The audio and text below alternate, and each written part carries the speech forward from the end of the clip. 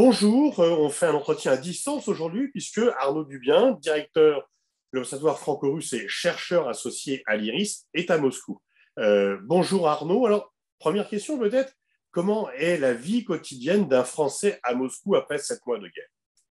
Bonjour Pascal. Écoute, la vie quotidienne à Moscou, je dirais, est paradoxalement, pour un Français, assez normale, au sens où, pour les étrangers qui sont certes moins nombreux, euh, l'apparente normalité n'a pas vraiment changé. Encore une fois, c'est un sentiment assez paradoxal, alors qui peut-être changera pour l'ensemble de la société, et même sûrement pour l'ensemble de la société dans les jours qui viennent. Ça a même sans doute commencé depuis quelques jours.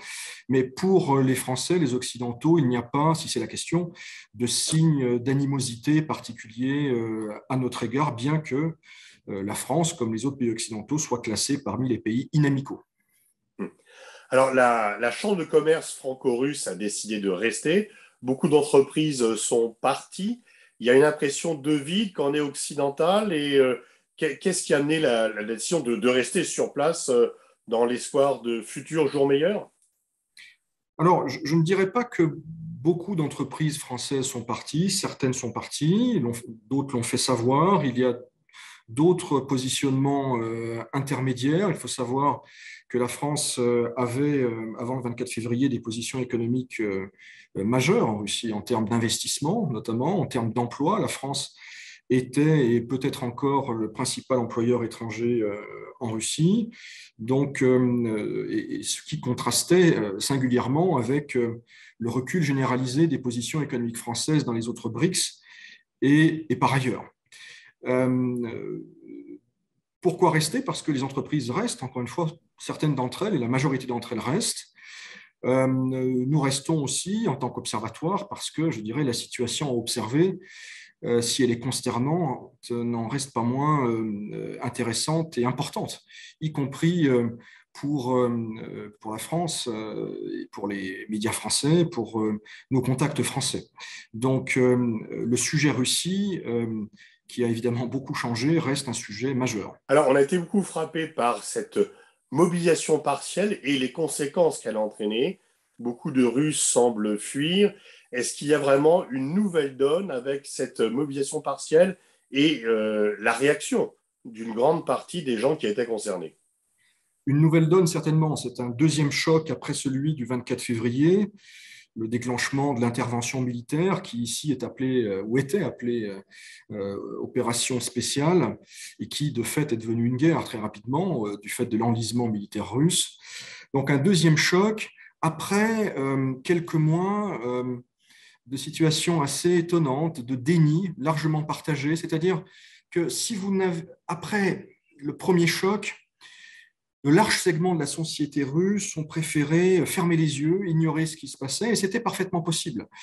Il y a une forme de pacte d'hypocrisie entre le pouvoir et de larges segments de la société. Au fond, si vous n'êtes pas militaire, s'il n'y avait pas de militaires dans votre famille, ou si vous n'habitez pas les districts frontaliers des régions de Koursk, Bryansk ou Voronezh, eh bien, vous pouviez, jusqu'à ces derniers jours, vivre assez normalement, d'autant plus que l'impact économique sur la population russe n'est pas spectaculaire.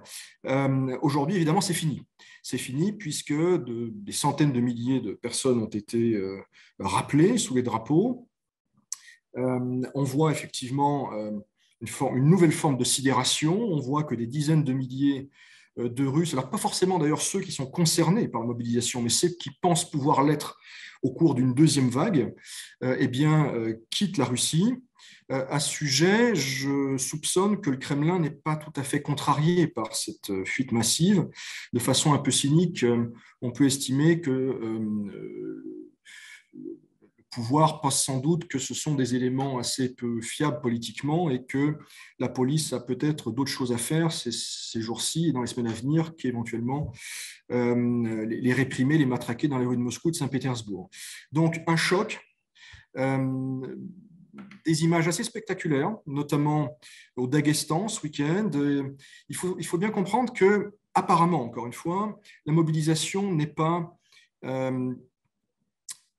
répartis de façon égale sur le territoire national. Apparemment, on mobilise plus proportionnellement dans les républiques nationales, Yakoutie, Bouriatie, notamment en Sibérie, un peu plus aussi dans le Caucase, bien que la Tchétchénie ait dit ne pas être concernée, puisqu'elle a envoyé beaucoup de gens avant la mobilisation. À l'inverse, il semblerait que Moscou et Saint-Pétersbourg soient assez épargnés pour au moins deux raisons, comme je le disais. Sans doute pour ne pas éveiller, d'une part, des sentiments protestataires trop forts et pour éviter que, y compris les enfants de l'élite, soient directement concernés. Donc, et ça commence à créer des problèmes, notamment au Daghestan, mais également en Sibérie, où le sentiment, la compréhension des enjeux russo-ukrainiens n'est évidemment pas la même qu'à Moscou ou ailleurs. Alors, tu dis que les autorités peuvent se satisfaire que des contestataires possibles puissent partir. Ça rappelle quand même un peu le parti se renforce en expurgeant. Est-ce qu'il n'y a quand même pas un risque d'affaiblissement de la nation russe? Des gens sont déjà partis avant, juste après la guerre, parce qu'ils ne pouvaient plus s'exprimer. Maintenant, certains partent de peur d'aller se faire trouer la peau pour une cause qui n'est pas la leur. Est-ce que c'est peut-être pas ça le plus grand signe d'affaiblissement potentiel de la Russie sur le moyen long terme? Absolument, ça fait partie des grandes tragédies russes cycliques, récurrentes, ces saignées qu'on a vues également au début des années 20, après la Révolution, ces paquebots d'intellectuels qui quittaient la Russie. On a eu également les dissidents dans les années 70, numériquement moins nombreux, mais qui étaient quelque part les forces vives de la nation. Bien sûr, à court terme, encore une fois, bon, ça se voit un petit peu, surtout d'ailleurs dans les capitales concernées, mais l'un des enjeux pour la Russie, c'est sa trajectoire à moyen et à long terme. Ça vaut aussi pour les sanctions. Les sanctions ne ne sont pas indolores à court terme, mais elles ne feront pas s'effondrer l'économie russe dans les 18 mois qui viennent. Par contre, la mobilisation comme les sanctions vont évidemment avoir un impact sur la trajectoire du pays à moyen terme, sur son potentiel de développement. Et on peut penser, encore une fois, que les gens qui quittent la Russie sont précisément ceux qui pourraient ou auraient pu, si on est pessimiste, contribuer à sa modernisation.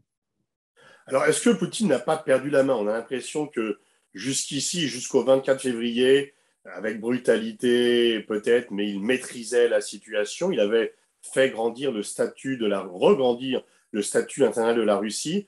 Aujourd'hui, on a l'impression que les choses lui échappent et que, ne sachant pas comment reprendre contrôle de la situation, il multiplie les erreurs stratégiques.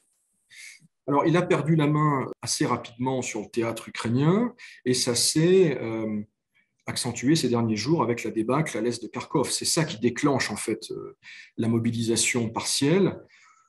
Je ne suis pas dans le secret des dieux et personne ne sait véritablement ce que se sont dit les dirigeants russes entre eux et ce qu'ont dit les militaires à Vladimir Poutine. On peut raisonnablement penser que ces derniers lui ont dit que sans mobilisation, il y aura un deuxième Kharkov. Or, le cas échéant, il y aura un sérieux problème pour Poutine. Aujourd'hui, il n'est pas en difficulté en Russie, il est en difficulté sur le théâtre ukrainien. Ces troupes, manifestement, ne produisent pas les résultats attendus par la direction politique. Il est en difficulté partiellement sur la scène internationale. En Russie même, il n'est pas encore en difficulté. Simplement, il est dans une situation assez inédite où il a dû faire un choix qui n'était pas le sien initialement. Je pense qu'il a tout fait pour éviter la mobilisation partielle, parce qu'il comprend, et les gens autour de lui comprennent que c'est porteur de risques. Il faut se méfier des parallèles, mais évidemment, le parallèle qui vient à l'esprit, c'est 1917. On sait que les guerres peuvent avoir des effets boomerangs ou des effets dévastateurs sur des régimes en apparence très stables ou qui ont été longtemps stables. Donc, il sait le problème, mais il est conscient aussi que sans cette mobilisation partielle, eh bien, militairement, le deuxième débâcle était vraisemblable. Et là, le problème politique interne aurait été encore plus grand, puisque les Russes, de façon générale, pardonnent beaucoup à leurs dirigeants, beaucoup trop, sans doute, mais ils ne pardonnent pas la faiblesse ni la défaite. Et ça, Poutine le sait. Mais en même temps, quel peut être son horizon? À partir de quand peut-il dire qu'il a gagné la guerre? Et en fait, on semble plutôt se diriger vers une guerre de longue durée, puisque Zelensky, lui, veut reconquérir non seulement les territoires perdus depuis le 24 février, mais également la Crimée, et ceux perdus depuis 2014. Alors, la vérité, c'est que personne ne sait comment ça va se passer, comment ça va se terminer. En revanche, tout le monde est à peu près d'accord sur le fait que ça va durer. Ça va durer plusieurs mois, probablement en 2023. Il n'y aura pas d'effondrement de l'armée russe. Ce qui s'est passé là n'est pas le prélude à une répétition générale et à un effondrement massif de l'armée russe. Je ne crois pas, et je ne vois pas d'analyste militaire sérieux, ni aux États-Unis, ni en Europe, qui table là-dessus. Et d'ailleurs, même au-delà de la poussée spectaculaire des premiers jours, il semblerait que l'armée russe ait stoppé l'hémorragie et que l'armée ukrainienne bute sur des villages de façon assez inattendue. Donc, encore une fois, restons prudents. Il y a eu beaucoup de surprises depuis le 24 février, des surprises plutôt mauvaises pour l'armée russe. Mais l'effondrement généralisé ne me paraît pas l'hypothèse la plus probable. Alors, la question, en vérité, c'est celle des objectifs russes. L'objectif minimal, il est connu, c'est le Donbass, c'est-à-dire les anciennes régions de Lugansk et Donetsk, rebaptisées depuis 2014, partiellement en tout cas, République populaire de Lugansk et Donetsk. Aujourd'hui, la Russie contrôle 98% de Lugansk et environ 60% de celle de Donetsk. Ça, c'est le programme, je dirais, minimum pour que Vladimir Poutine puisse proclamer une victoire. Mais on peut penser que ça ne s'arrête pas là. Je pense que l'objectif de la Russie, c'est en réalité de ne rien céder de ce qu'elle a conquis. Et c'est tout le sens des référendums qui sont organisés ces jours-ci, référendums sur lesquels d'ailleurs il y aurait beaucoup à dire. Mais on s'achemine vers une annexion. Encore une fois, il est peu vraisemblable qu'une fois l'annexion proclamée, il se dit à Moscou que vendredi prochain, c'est-à-dire le 30, Vladimir Poutine pourrait procéder à cette décision. Et bien, à partir de là, la rétrocession paraît très peu probable.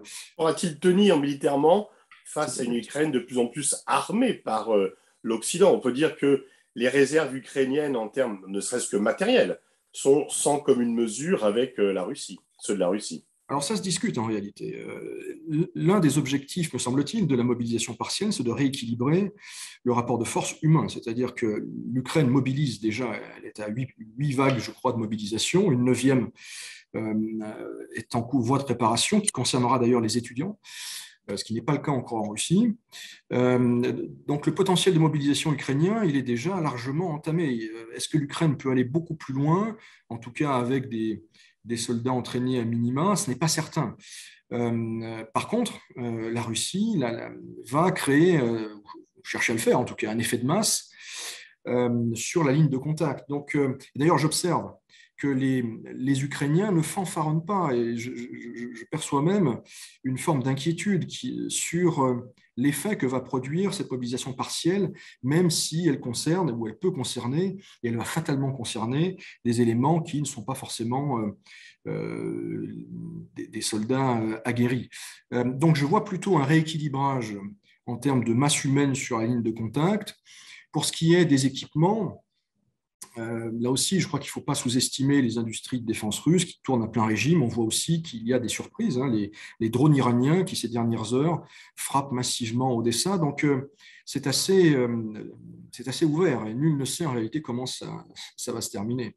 Le sentiment général ici, c'est que pour la Russie et pour Vladimir Poutine, la défaite n'est pas une option. Mais donc, tu ne penses pas que Poutine est en danger par la contestation populaire? Les gens vont grogner, certains vont partir. Sur le long terme, ça affaiblit la Russie, mais ça ne met pas en danger le pouvoir de Poutine à court, moyen terme. À court terme, je ne crois pas. Il faut se méfier des effets d'optique. Il y a, encore une fois, la société russe est bouleversée dans toutes ses composantes. Donc, il y a des manifestations, on a vu au Daghestan, des routes qui sont bloquées. Bon, mais ce n'est pas ça qui va entraver le processus et ce n'est pas ça qui va renverser le pouvoir.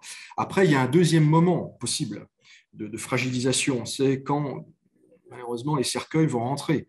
Ceci dit, on disait la même chose au printemps.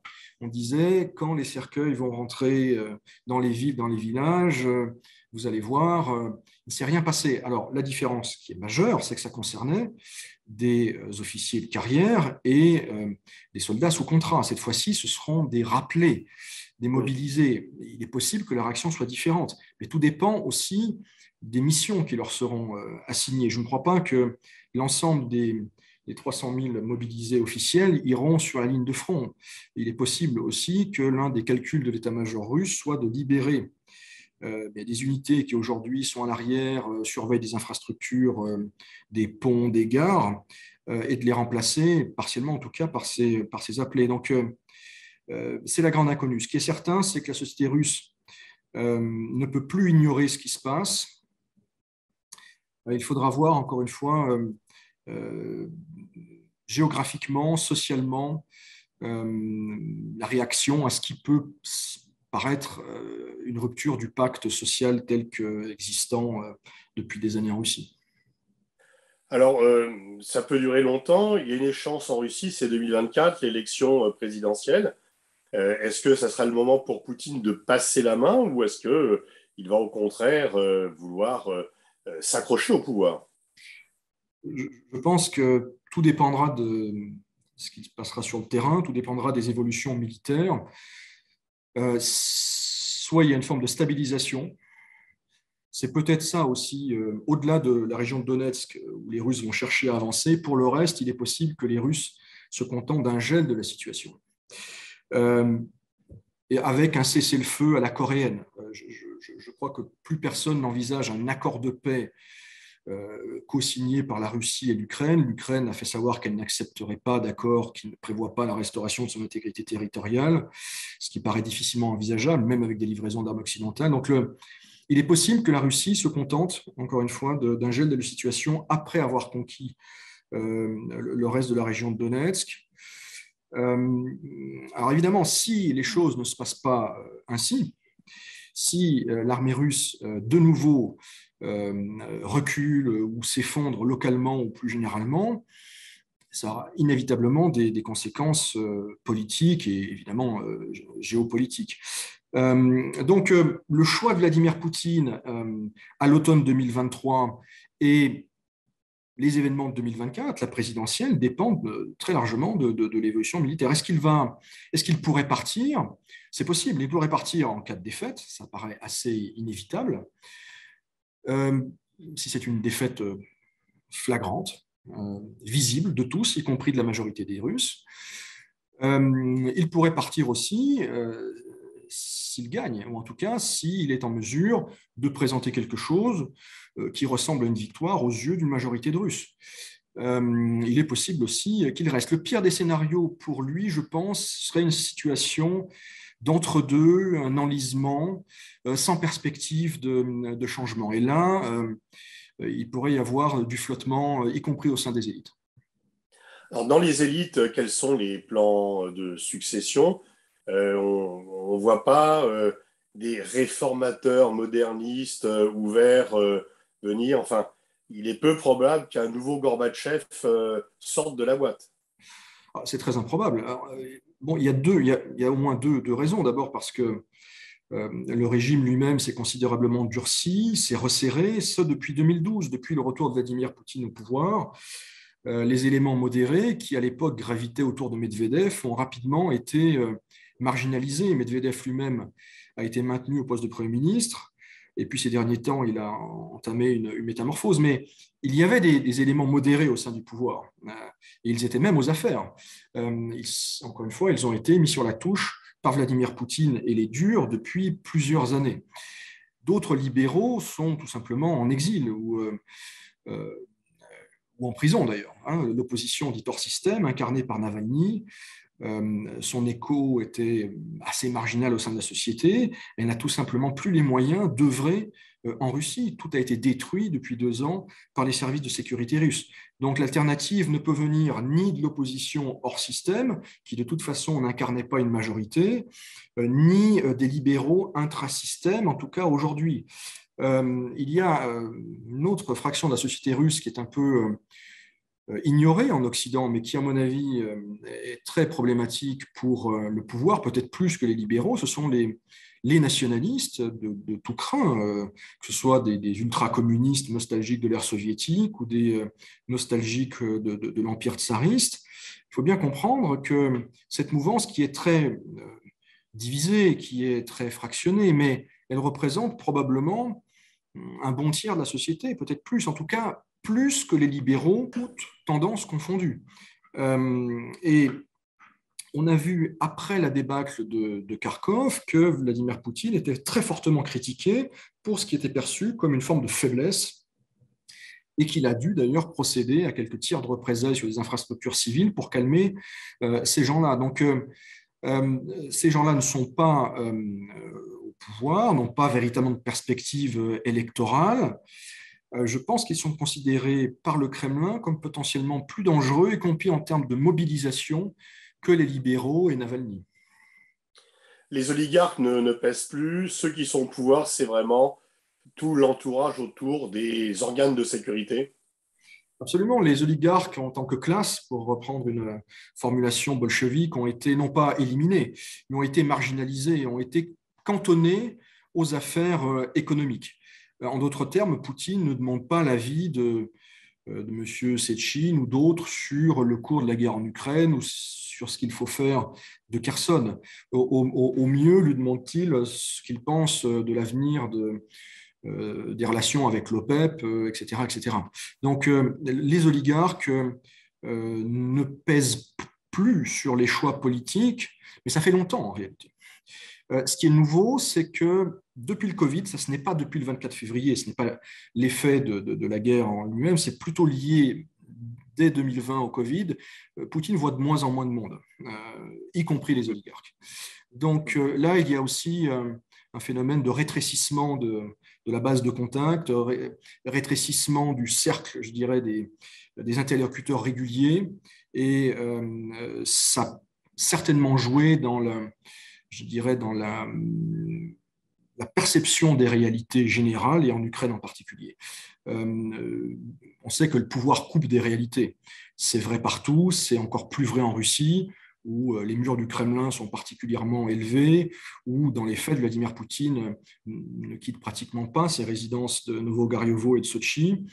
Il a un contact très limité avec le peuple. Alors même qu'il, je pense, il le sentait, il connaissait, il parlait également comme les Russes au cours de ses 2 premiers mandats. Je pense qu'aujourd'hui, ce n'est plus le cas. Et les oligarques, comme beaucoup d'autres personnes qui avaient un accès à Poutine, ne l'ont plus aujourd'hui. Dernière question, ce qu'on appelle le Sud global. On voit que la Russie est coupée du monde occidental, mais que le reste se tient un peu à l'écart. Comment tu sens les choses, toi, vues de Moscou, par rapport aux différents postes diplomatiques? Est-ce que c'est durable ou est-ce que, il y a des gestes de Poutine qui pourraient le couper de cette neutralité bienveillante à son égard qu'ont les non-occidentaux? En tout cas, les Russes voient ça, quand je dis les Russes, ce sont les dirigeants russes, les diplomates, enfin, l'élite qui est aujourd'hui au pouvoir, voit ce tournant vers l'Est et le Sud comme quelque chose de durable, quelque chose qui fait écho d'ailleurs au basculement des rapports de force dans le monde.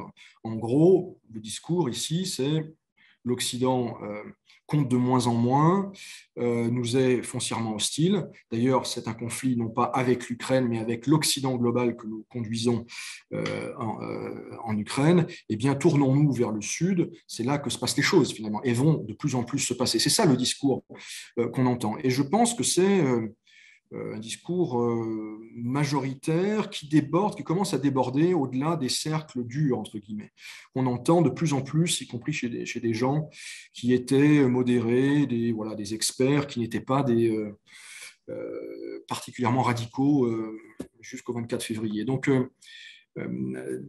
cette affaire va laisser des traces. Également, les sanctions vont laisser des traces, y compris chez ceux, encore une fois, qui étaient plutôt pro-européens, qui voyaient en l'Europe une perspective possible pour la Russie. Je pense que ces gens-là sont pris entre 2 feux et n'auront plus voix au chapitre ou opèrent eux aussi un basculement.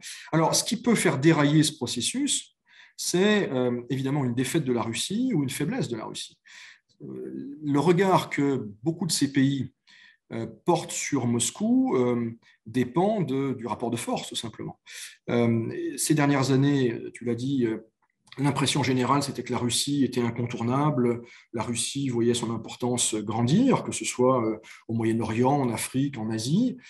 Si elle est défaite stratégiquement en Ukraine, elle sera beaucoup moins utile en termes de force d'équilibre à de très nombreux pays du Sud. Merci Arnaud Dubien pour ce tour d'horizon qui nous permet de mieux comprendre la situation à Moscou. Merci.